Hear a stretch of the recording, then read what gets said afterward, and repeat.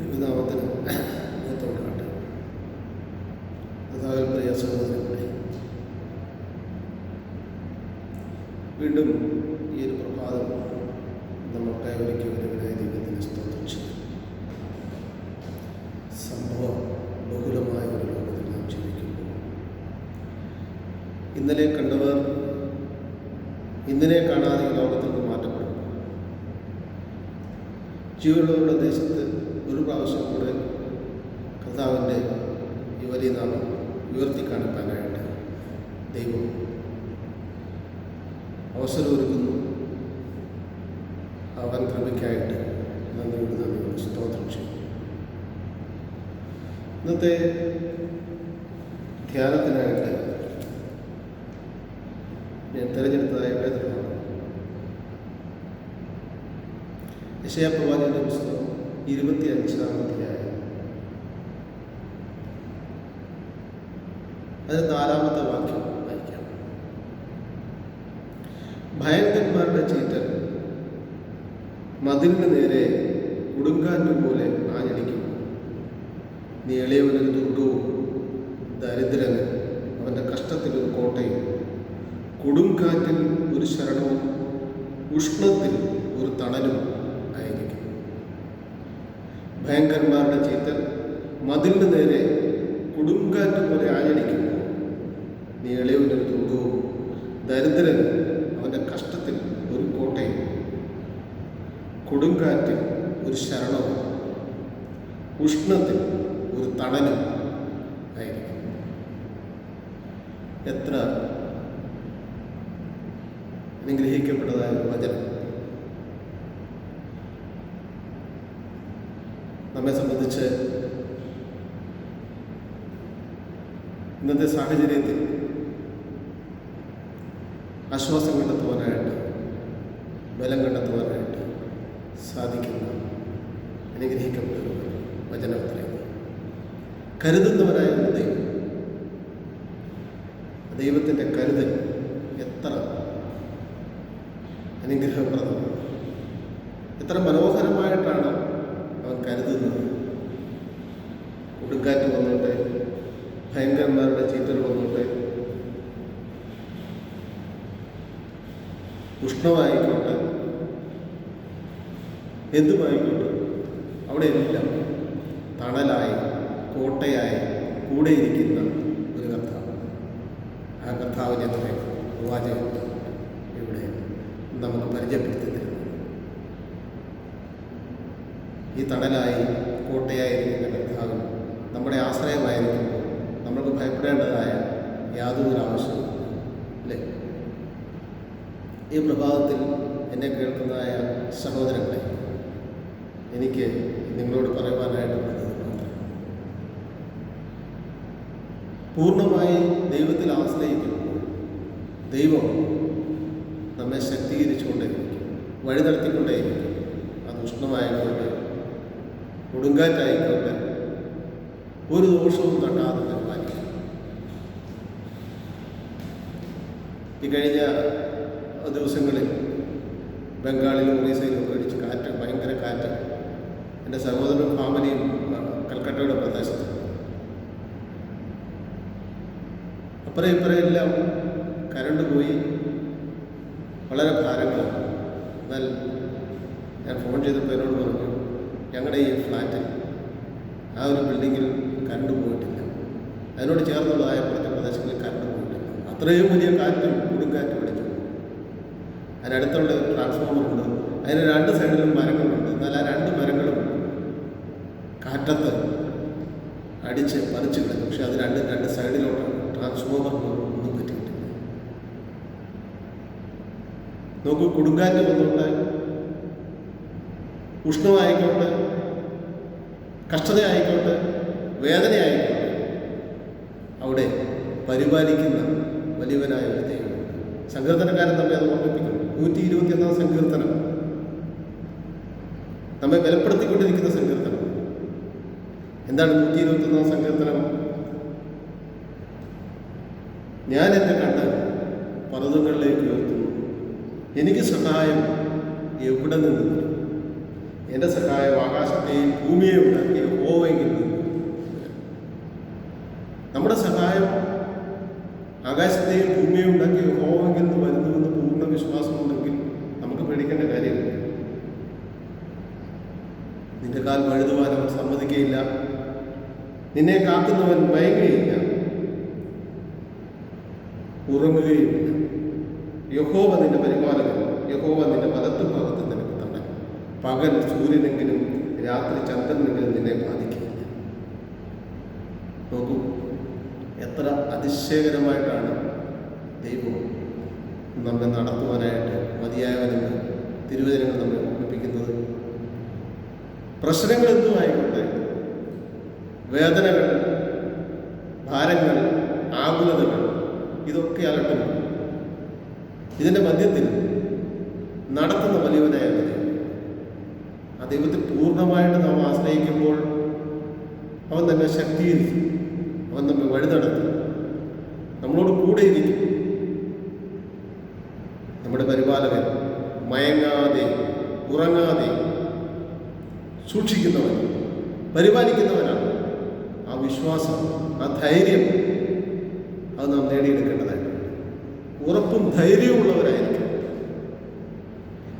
ഒരുപാട് ദിവസവും 14-ാം അധ്യായത്തിൽ നാം വായിക്കുന്നുണ്ട്, അവരോട് മുൻപോട്ട് പോകാൻ പറയണം. ആരോടാണ്? ഇസ്രായേൽ ജനത്തെ. എന്തിനാണ് അവർ പേടിച്ചത്? മുന്നിൽ ചെങ്കടൽ, പിന്നിൽ ഫറവോന്റെ സൈന്യം. എന്ത് ചെയ്യണമെന്ന് അറിയത്തില്ലാത്ത ജനം ശക്തീകരിച്ച് മുമ്പിൽ നടക്കുവാനായിട്ട് പറഞ്ഞയച്ച മോശ പോലും ആകുലതപ്പെടുന്നു. എന്നാൽ ദൈവം പറയുകയാണ്, ദൈവം പറയുന്നു, അവരോട് മുൻപോട്ട് പോകാൻ പറയണം. പിന്നെ സംഭവിച്ചത് എന്താണ്? ചെങ്കടലിനെ ഭാഗിച്ച് തൻ്റെ ജനത്തെ വഴി നടത്തുന്നവനായ ദൈവം, ശത്രുവിനെ നിർമൂലമാക്കുന്നവനായ ദൈവം, ആ ദൈവത്തെ നമുക്ക് കാണാനായിട്ട് സാധിക്കും. ആ ദൈവം കൂടെ ഇരിക്കുന്ന ദൈവം, ഇട്ടിട്ട് പോകുന്ന കർത്താവല്ല. ഈ പുറപ്പാട് പുസ്തകം 33-ാം അധ്യായത്തിൽ വരുമ്പോൾ നാം അത് കാണുന്നുണ്ട്. പുറപ്പാട് പുസ്തകം 33-ാം അധ്യായത്തിൽ അതിമനോഹരമായ ഒരു സംഭവം അവിടെ വിവരിച്ചിട്ടുണ്ട്. എന്താണ് ആ സംഭവം? കൂടെ ഇരിക്കുന്നതായ, കൂടെ പോകുന്നതായ ദൈവത്തെ വളരെ വ്യക്തമായിട്ട് നമ്മൾക്കൂടെ കാണുവാനായിട്ട് സാധിക്കും. പുറപ്പാട് പുസ്തകം 33-ാം അധ്യായത്തിലെ 15-ാമത്തെ വാക്യം, അവനവനോട്, തിരുസാന്നിധ്യം എന്നോട് കൂടെ പോരുന്നില്ല എങ്കിൽ ഞങ്ങളെ ഇവിടെ നിന്ന് പുറപ്പെടുവിക്കരുത്. ആരാരോടാണ്? മോശ ദൈവത്തോട് പറയുകയാണ്, തിരുസാന്നിധ്യം ഞങ്ങളോട് കൂടെ പോരുന്നില്ല, ഞങ്ങളെ ഇവിടെ നിന്ന് പറഞ്ഞേക്കരുത്. അതിശയങ്ങളും അടയാളങ്ങളും ഒക്കെ കാണിച്ച് വടിയും ഒക്കെ കൊടുത്തു വിട്ട മോശയാണ്. എന്നാൽ മോശ പറഞ്ഞു, അതുപോരാ, നീ എന്നോട് കൂടെ പോരണം. നോക്കൂ, ദൈവത്തോട് ഉള്ളതായ സംസാരമാണ്. നീ എന്നോട് കൂടെ പോരണം.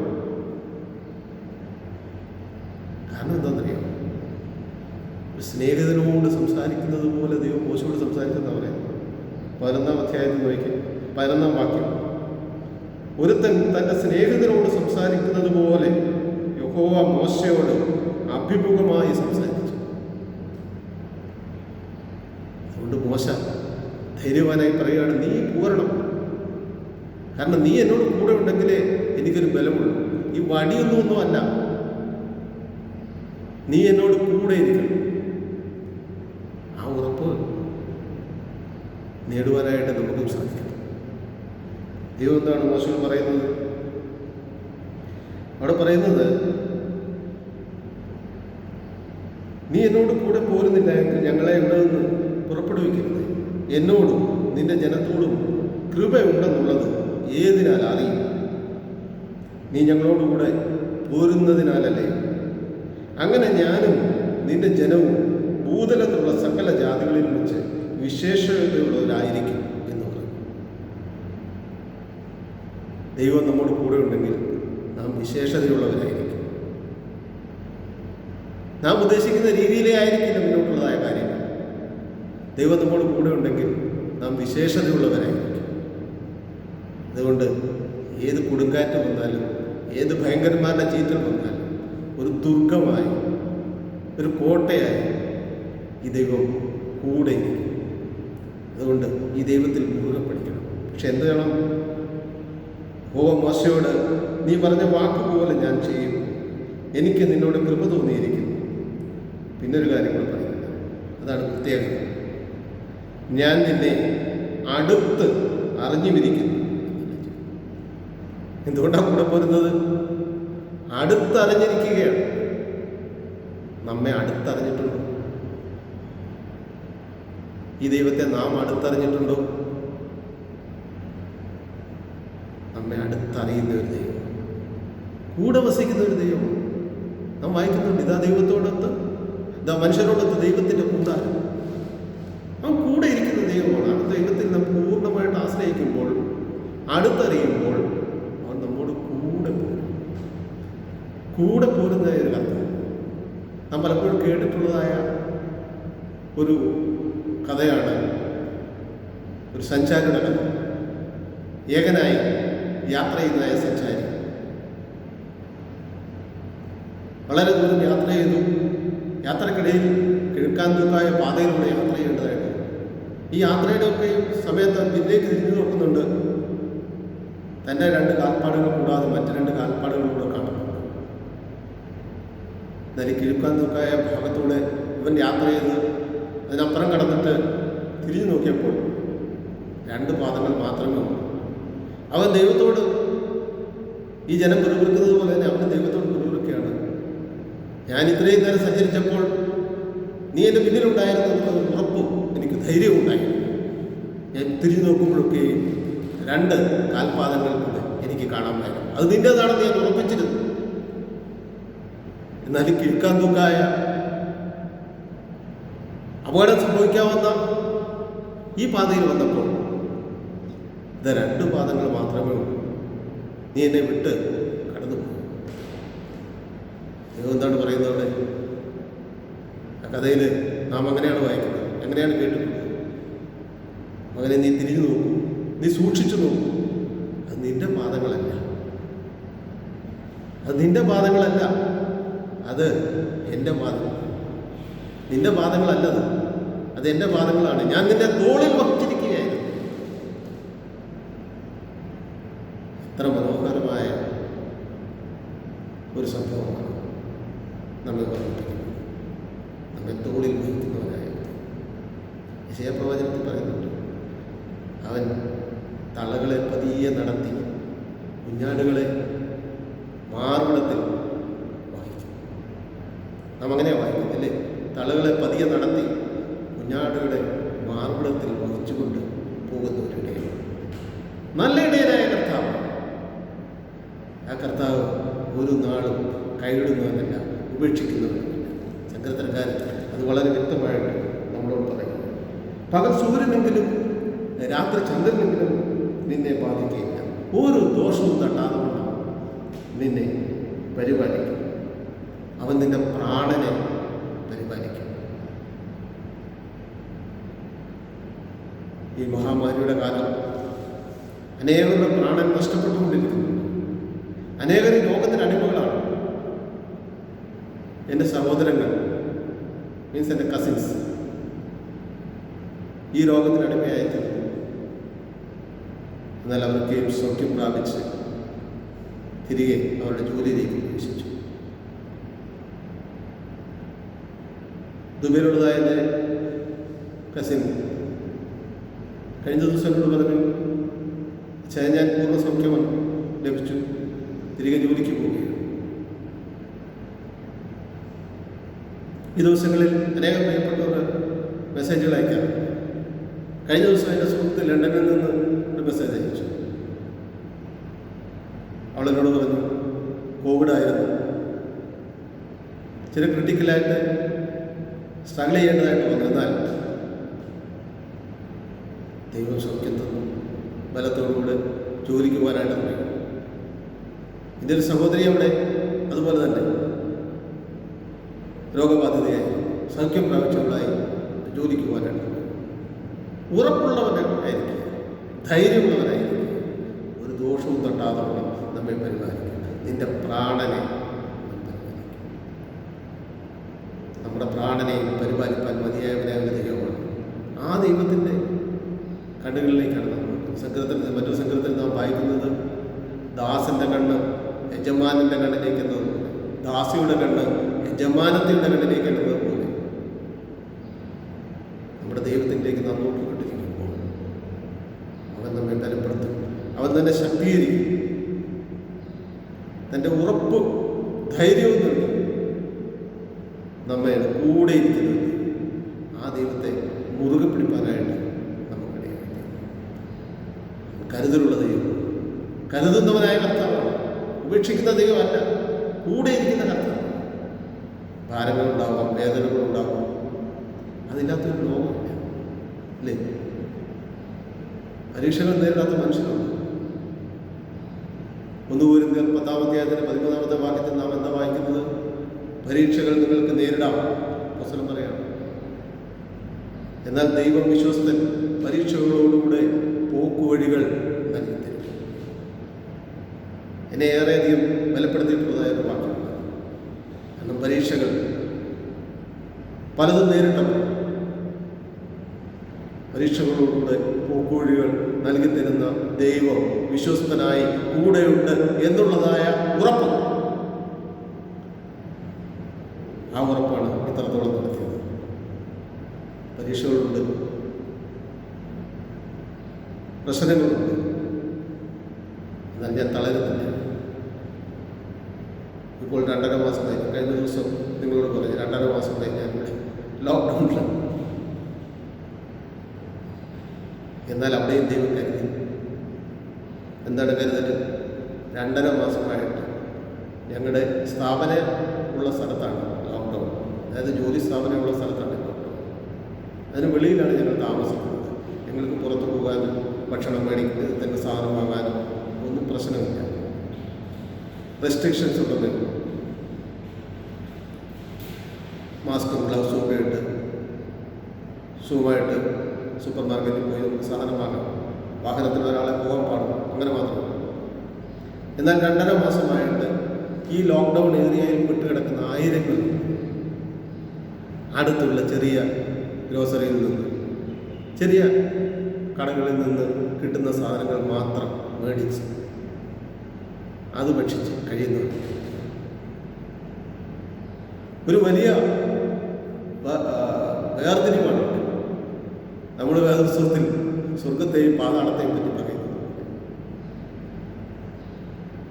അബ്രഹാം പിതാവിൻ്റെ മടിയിരിക്കുന്നതായ ലാസർ, താഴെ ധനവാൻ, ആ വിരലൊന്ന് മുക്കി ഇച്ചിരി വെള്ളം കൊണ്ട് തരാൻ പറയുന്നു. പക്ഷെ പറ്റില്ല എന്ന് പറയുന്നു അല്ലേ? എന്ന് പറഞ്ഞ പോലെ അതിനകത്ത് കിടക്കുന്നതായ പ്രിയപ്പെട്ടവർക്ക് എന്തെങ്കിലും നമുക്കൊന്ന് കൊണ്ടു കൊടുക്കണം എന്ന് തോന്നിയ ഒരു രക്ഷയില്ല. നമുക്ക് അങ്ങോട്ട് പോകാനും അവർക്ക് ഇങ്ങോട്ട് പോരാനും പറ്റില്ല. നമ്മുടെ നാട്ടിലൊക്കെ എന്ത് ലോക്ക്ഡൗൺ, അത്യാവശ്യമുള്ളവർക്ക് പുറത്ത് പോകാം. ഇവിടെ ലോക്ക്ഡൗൺ മൊത്തമായിട്ട് ലോക്ക്ഡൗൺ ഇല്ല, എന്നാൽ ലോക്ക്ഡൗൺ പ്രഖ്യാപിച്ചത്തെ കാര്യമില്ല. പ്രിയമുള്ളവരെ, എവിടെയും കരുതുന്ന ഒരു ദൈവമുണ്ട്. ആ ദൈവത്തിൽ പൂർണ്ണമായി ആശ്രയം വയ്ക്കുമ്പോൾ ദൈവം കരുതിക്കൊള്ളും. ഒരിക്കലും കൈവിടത്തില്ല, ഉപേക്ഷിക്കത്തില്ല. മലാഖിയുടെ പ്രവചനത്തിൽ വളരെ മനോഹരമായ ഒരു വാക്യം എന്തെന്നറിയാം? മലാഖിയുടെ പ്രവചനം 4-ാം അധ്യായത്തിൻ്റെ 2-ാമത്തെ വാക്യം. ഒരു 6 വാക്യം മാത്രമുള്ള ഒരു അധ്യായമാണ്. 4 അധ്യായങ്ങളുള്ളൂ മലാഖി പ്രവചനം. അതിൻ്റെ 2-ാമത്തെ വാക്യം എന്താണ് അവിടെ എഴുതിയിരിക്കുന്നത്? എൻ്റെ നാമത്തെ ഭയപ്പെടുന്ന നിങ്ങൾക്ക് നീതി സൂര്യൻ തൻ്റെ ചിറയിൻ കീഴിൽ രോഗോപശാന്തിയോടുകൂടെ ഉദിക്കും. എൻ്റെ നാമത്തെ ഭയപ്പെടുന്ന നിങ്ങൾക്ക് നീതി സൂര്യൻ തൻ്റെ ചിറകിൻ കീഴിൽ രോഗോപശാന്തിയോടുകൂടെ ഉദിക്കും. നിങ്ങളും പുറപ്പെട്ട് തൊഴുത്തിൽ നിന്ന് വരുന്ന പശുക്കിടാങ്ങളെ പോലെ തുള്ളിച്ചു. രോഗങ്ങളും ദുഃഖങ്ങളും ഇല്ലാന്നല്ല പറയുന്നത്. രോഗങ്ങളും ദുഃഖങ്ങളും ഉണ്ടാകും. എന്നാൽ രോഗോപശാന്തിയോടുകൂടെ നീ നിന്നെ സൂക്ഷിപ്പാനായിട്ട് നീതി സൂര്യനായ കർത്താവ് ഉദിക്കും. ആ വിശ്വാസം ഉണ്ടാവും. ആ വിശ്വാസമുള്ളവർക്ക് ഭയപ്പെടേണ്ട ആവശ്യമില്ല. അതിൻ്റെ ഒന്നാമത്തെ വാക്യം എന്താണ്? ചൂള പോലെ കത്തുന്ന ഒരു ദിവസം വരും, അപ്പോൾ അഹങ്കാരികളൊക്കെയും സകല ദുഷ്പ്രവൃത്തിക്കാരും താളടിയാണ്. വരുവാനുള്ള ആ ദിവസം വേരും കൊമ്പും ശേഷിപ്പിക്കാതെ അവരെ ദഹിപ്പിച്ചു കളയുന്ന സൈന്യങ്ങളെ അരുളി ചെയ്യും. എന്നിട്ടാണ് പറയുന്നത്, എൻ്റെ നാമത്തെ ഭയപ്പെടുന്നവർ നിങ്ങൾക്ക് നീതി സൂര്യൻ ഉദിച്ചിരിക്കും. ലോകത്തിൽ പ്രയാസങ്ങളും പ്രശ്നങ്ങളും പ്രതിവിധികളും ഉണ്ടാകും. എന്നാൽ അതിൻ്റെ മധ്യത്തിൽ നീതി സൂര്യനായ കർത്താവ് നമുക്കായി ഉദിക്കും. ആ ദൈവത്തിൽ പൂർണ്ണമായ ആശ്രയം വയ്ക്കുമ്പോൾ നമ്മെ ഓരോരുത്തരെയും പരിപാലിപ്പാനായിട്ട് മതിയായവനാണ് ഈ ദൈവമെന്ന് ഈ തിരുവചനം നമ്മെ ഓർമ്മിപ്പിക്കും. ഈ നീതി സൂര്യനായ കർത്താവിൽ ആശ്രയിച്ചുകൊണ്ട് അനുഗ്രഹപൂർണ്ണമായ ഒരു ജീവിതം നയിപ്പാൻ ഈ ദിവസം നമ്മളെ ഓരോരുത്തരെയും ശക്തീകരിക്കട്ടെ. ദൈവത്തിൻ്റെ വിശുദ്ധാത്മാവ് നമ്മളെ ഓരോരുത്തരെയും വഴി നടത്തുന്നതാണ്.